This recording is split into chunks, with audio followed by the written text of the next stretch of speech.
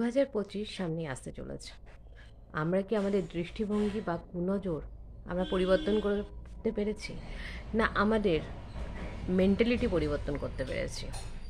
2024-এ দাঁড়িয়েও আমরা কিন্তু মেন্টালিটি পরিবর্তন করতে পারিনি, পারবও না হয়তো। একটা মেয়ে যদি রাত্রে ঢোকে, কাজ থেকে হোক, সে যেখান থেকে হোক, XYZ, মেয়েটিকে নিয়ে পিএনপিসি শুরু হয়ে যায়। কোথায় যায়, কি করে, কটা বয়ফ্রেন্ড, তার বিয়ে টিকলো কি না, XYZ। আর একটি ছেলে যদি রাত্রেবেলা ঢোকে, ও বাবা, সে তো অনেক কষ্ট করে বাড়ি ফিরলো, চাকরি করে ফিরলো, অমুক করে ফিরলো, বাচ্চা সোনা বলে তাকে মন্তব্য করা হয়। আর মেয়েটি রাত্রে যদি ফেরে, অলক্ষী, বাজে মেয়ে, ক্যারেক্টারলেস, কোনো কিছু না জেনে তাকে উল্টোপাল্টা মন্তব্য করা হয়। তোমরাই বিচার করো তো, কেন এরকম করা হয়?